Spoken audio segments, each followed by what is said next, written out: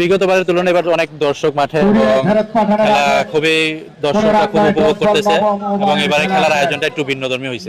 মাদক বা যা কিছু আছে অপসংস্কৃতি তার থেকে মুক্ত থাকার জন্য আসলে খেলাধুলাটার একটা আয়োজন প্রতি বছরই একটা সুন্দর আয়োজন করা হয়। প্রতি বছরই ওরা উৎসাহ নিয়ে এই খেলা টুর্নামেন্টের আয়োজন করে এলসিডি গ্রুপ এবং ব্যাটারি গ্রুপ। ব্যবসার পাশাপাশি খেলাধুলা ও বিনোদনেও সমান গুরুত্ব দিচ্ছে রাজধানীর গুলিস্তান শপিং কমপ্লেক্সে এলসিডি ব্যবসার সঙ্গে জড়িত মুন্সিগঞ্জের বাংলাবাজার ইউনিয়নের সন্তানরা। সামাজিক কর্মকাণ্ড ও মানুষের প্রয়োজনে পাশে থাকার পাশাপাশি তাদের উদ্যোগে তৃতীয়বারের মতো ঢাকার পল্টন এলাকার আউটার স্টেডিয়ামে অনুষ্ঠিত হয়েছে GSC LCD cricket tournament 2026।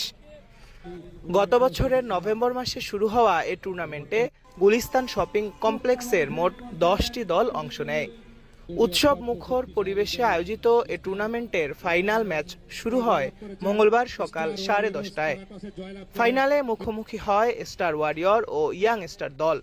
Mohammad Saddam ও মোহাম্মদ মান্নার আম্পায়ারিংয়ে টস জিতে প্রথমে বোলিং করার সিদ্ধান্ত নেয় স্টার ওয়ারিয়র।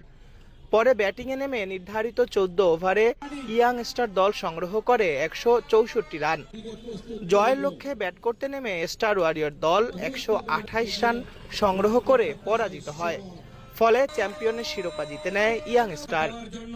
খেলা শেষে চ্যাম্পিয়ন দলের হাতে পুরস্কার হিসেবে ট্রফি ও 150 সিসির MT-15 মোটরসাইকেলের চাবি তুলে দেন অতিথিরা। রানার আপ স্টার ওয়ারিয়র দল পায় ট্রফি ও 250 সিসি FZ মোটরসাইকেল। এছাড়া তৃতীয় স্থান অধিকারী অ্যামাজন টাইগার্স দলকে দেওয়া হয় একটি ফ্রিজ। টুর্নামেন্টে ম্যান অব দ্য ম্যাচ, সেরা ব্যাটসম্যান ও ম্যান অব দ্য টুর্নামেন্ট নির্বাচিত হন মোহাম্মদ আল আমিন। সেরা বোলার হন মোহাম্মদ আব্দুল্লাহ। টুর্নামেন্টটা অত্যন্ত সুন্দর টুর্নামেন্ট। এটা বিগত 2 বছর ধরে চলতেছে। এটা 3 নম্বর সিজন চলতেছে। আমরা খুব জাঁকজমকভাবে এই টুর্নামেন্টটা আয়োজন করি। এখানে যারা আছে বেশিরভাগই আমাদের মুন্সিগঞ্জের আছে বা বাইরের জেলারও লোকজন আছে, সবাই একসাথে মিলে জিরে আমরা এই টুর্নামেন্ট আয়োজন করি। চর বাংলা বাজারে যে কোনো গরিব দুঃখীদের মাঝে সব সময় তারা ত্রাণ সামগ্রীও বিতরণ করে এবং ঘর, যাদের ঘর নাই তাদেরও ঘর বিতরণ করে। সবসময় তারা এলাকার জনগণের সাথে সম্পৃক্ত আছে এবং থাকবে। তারা যাতে শুধু খেলাধুলার মাধ্যমে তাদের শারীরিক ফিটনেস ঠিক থাকে এবং খেলাধুলায় মন চাঙ্গা থাকে এবং বিভিন্ন মাদক বা